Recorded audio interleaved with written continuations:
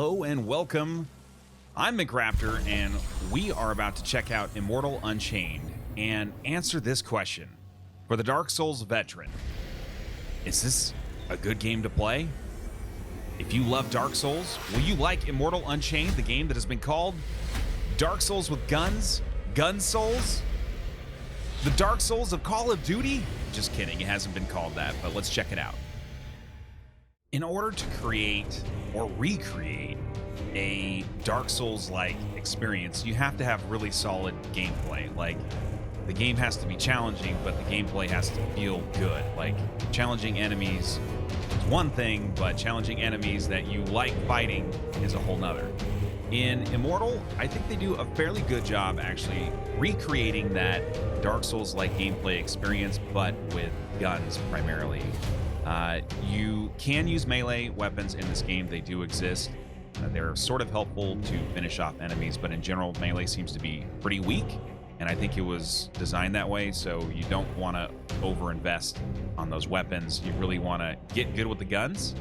Speaking of which, you don't have to have super good aim in this game either, because you can lock on just like you do in Dark Souls, and the lock-on mechanics, as long as you're at a fairly good range, work pretty well. So if you're really terrible aiming in video games, no worries. You don't have to be like a sick COD player to play Immortal. You just need to be able to lock on and dodge, of course. Dodging is very important in this game as it is in Dark Souls. I haven't found any sort of shield. I don't think there are shields in this game. So you can't just shield up like you could in Dark Souls. You actually have to dodge away from enemies, and there are a ton of enemies in certain areas of this game, like way too many, but we'll get to that later. But yeah, basically it feels pretty much like Dark Souls style gameplay with guns, as you would expect with any action RPG, especially a Souls-like game. Of course, there are various stats that you will level up as you progress through the game. The main difference, I would say, between this game, Immortal, and Dark Souls, though, is that in Dark Souls, strength and dexterity were the only attributes that you really had to worry about in terms of base weapon requirements and scaling. There's a few more stats in this game, which makes it more complicated, and it makes you have to think a little bit more. So if thinking is not your cup of tea, I would avoid Immortal, because you have to think a little bit more about your build.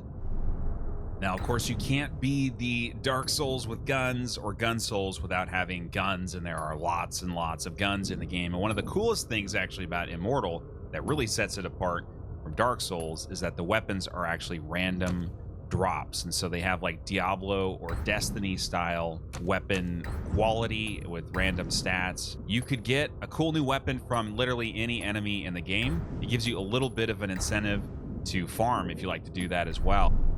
Instead of the traditional armor and rings that you would have in Dark Souls to modify your offense and defense, you get what are called aspects that you pick up over time.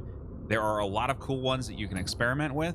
However, call me old school, but I think it's actually more fun to have like physical armor and rings that actually modify these abilities versus these things that you never see in the actual game outside of the menus. Lore is also very important in creating a Dark Souls-like experience, of course, and there's a lot of actually really cool lore in Immortal, and just like Dark Souls, I have no clue what is actually going on in this game. We need Vadi or somebody to dive in and like figure out the lore, but there's lots of cool things going on, sci-fi stuff, fantasy stuff, beasts and big eyeball things, and I don't even know what's going on half of the time. The cutscenes are a little cheesy because they're not actually cutscenes. They're just kind of like still photographs. But nevertheless, the lore is pretty engaging and the environments really bring that all together. So that's definitely a plus for Immortal. Bosses in Immortal. This is... there's like no way to sugarcoat this, guys. The bosses in Immortal, most of them are pretty simple and not very well designed, in my opinion. A lot of them look like robots, like this guy here, which is fine. It's part of the lore. It's a sci-fi Souls game.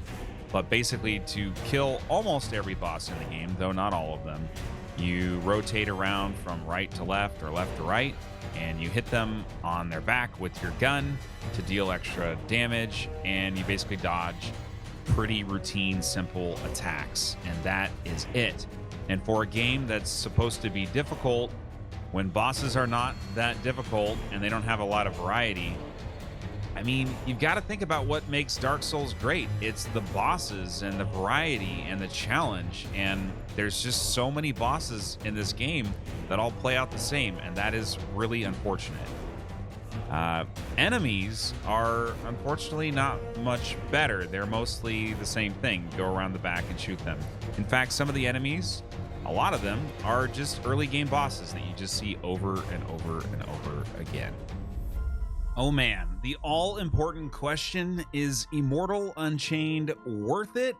And is it worth it for the Dark Souls fan that's looking for a sci-fi gun Souls experience? And at full price, I can't recommend it. It's like actually more expensive than Dark Souls Remastered, which just came out a few months ago and is by and large a much better game. You'd probably just have more fun playing that, unfortunately. However, Immortal Unchained has a lot of fun things about it. I've actually enjoyed it better than any other Dark Souls quote-unquote like game that I've ever played, including Lords of the Fallen and even the Surge. Those games actually have more polish than Immortal, but Immortal is fun because of the random loot and the guns and all that kind of stuff. So I don't know, maybe there's some DLC, maybe they patch it, maybe they come out with a sequel that's better. Ugh. Oh man, I really wanted this game to be just amazing, and there's a lot of fun aspects to it. I actually have had quite a bit of fun with it, but the flaws just seem to become even more apparent the longer you play the game, and I'm just at a point where I just can't make excuses for it anymore. But I hope this video was helpful, guys. If it was, don't forget to hit that like button and subscribe for future reviews and other game content.